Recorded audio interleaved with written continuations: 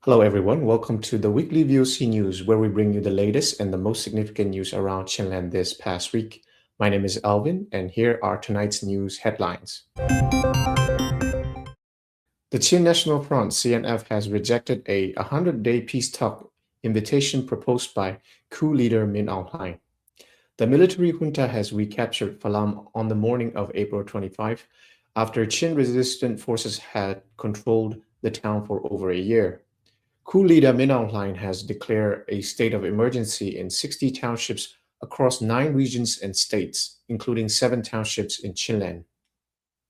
Now we'll bring you the news in full details. The Chin National Front (CNF) has rejected a 100-day peace talk invitation proposed by coup leader Min Aung Hlaing, stating that it will continue to follow the policy stance of the Federal Democratic Union Consultative Council (SCEF). CNF spokesperson Slang Tidney said the group has no trust in the junta's leader's invitation and will not accept any political process under the Nationwide Ceasefire Agreement (NCA) or the 2008 Constitution. The self-appointed president Min Aung Hlaing made the proposal during the first meeting of his newly formed regime in Naypyidaw on April 20. During the meeting, he invited both NCA signatory and non-signatory ethnic armed organizations (EAOs) to engage in peace talks before July 31st as part of his 100-day plan. In response, CNF reiterated that it rejects the proposal and will instead move forward in alignment with SCEF, a coalition formed alongside the National Unity Government (NUG) and other ethnic armed groups. The SCEF was established on March 30 by major ethnic and pro-democracy forces, including the Kachin Independence Organization (KIO), Karen National Union (KNU), CNF, Karenni National Progressive Party (KNPP), and as well as the NUG and the Committee Representing Pirang Sutlutos (CRPH). The council has adopted 6 key political objectives, including ending the military coup, permanently removing the military from politics, placing all armed forces under a democratically elected civilian government, and abolishing the 2008 Constitution while opposing any attempt to revive it. Following the February 1st, 2021 coup, in which Min Aung Hlaing unlawfully seized power from the elected civilian government, the junta leader later organized a sham election and declared himself president. However, the regime has not been recognized by the UN, ASEAN, or the wider international community. The parliament based in Naypyidaw has also not been recognized by international parliamentary bodies.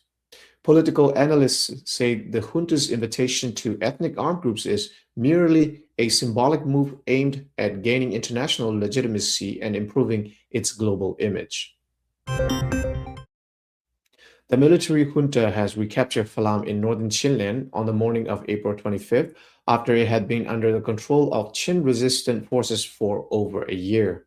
Falam, which hosts the only airport in Chinland, was retaken after more than 6 months of sustained offensives by junta forces involving thousands of troops supported by both ground assaults and airstrikes.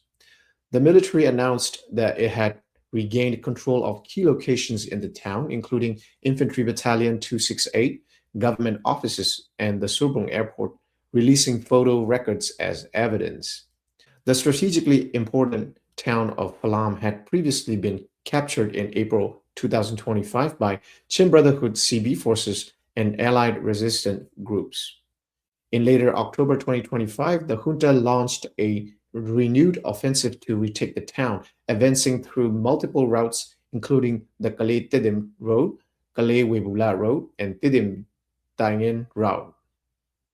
With continued air support, the military was able to regain control after nearly 7 months of fighting. During the prolonged battle, nearly 500 junta troops, including officers at the rank of major, were reportedly killed. On the resistance side, around 40 fighters from Chin allied forces were also reported killed. Following the recapture of Falam, military analysts suggest that the junta may continue its offensive toward Riquadar, where the Indian-Myanmar border trade camp number 2 is located, with the aim of regaining control of the key trade hub. Additionally, the junta is expected to attempt to secure the Falam Hakka road and potentially launch further offensives to fully retake Tantlang. Coup leader Min Aung Hlaing issued an order on April 23rd declaring a state of emergency in 60 towns across 9 regions, including 7 townships in Chinland. The declaration was made under Article 412A of the 2008 Constitution, claiming it was necessary to suppress armed resistance, restore stability, and enforce the rule of law. In Chinland, which consists of 9 townships, the emergency was declared in all except Hakka and Tidim. The affected townships include Falam, Tantlang, Mindat, Gampalet, Matapi Palawa, and Tanzang. Beyond Chinland, the emergency order also covers 5 townships in Kachin, 3 in Kaya, 2 in Karen, 8 in Zagain, 5 in Magway, 1 in Mandalay, 14 in Rakhine, and 15 in Shan. The order states that the emergency measures will remain in effect for 90 days from the date of declaration.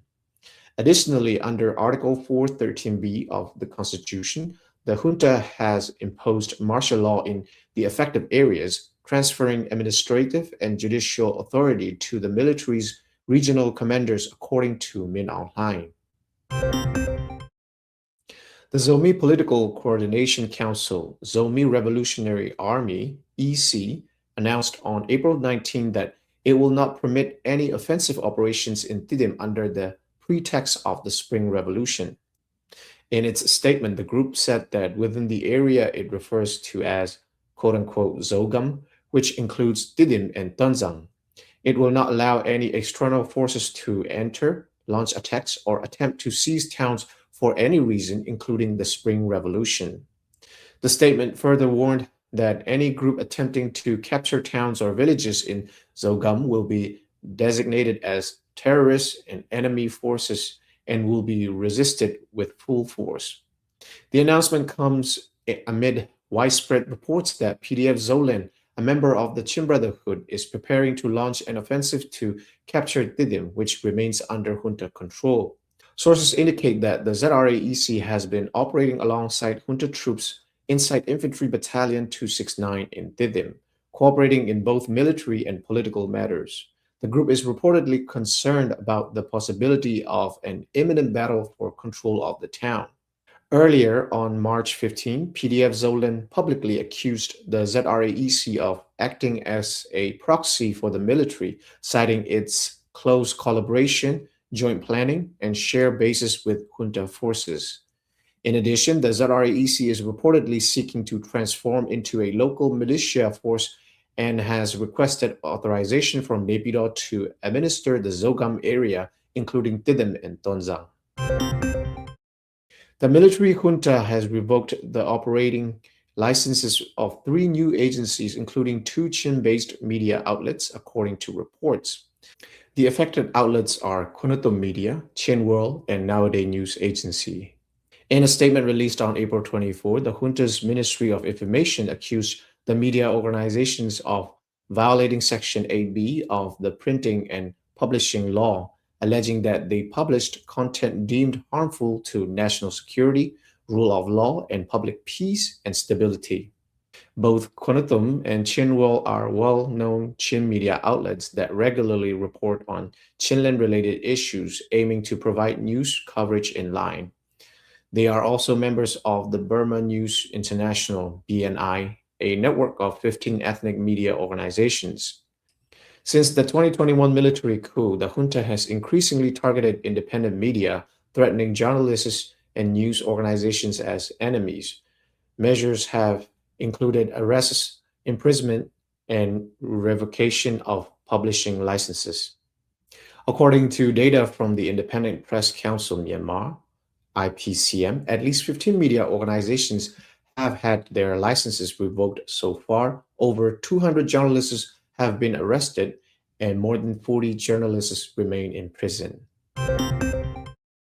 That concludes our news for this week. Thank you for listening to VOC, and have a great week.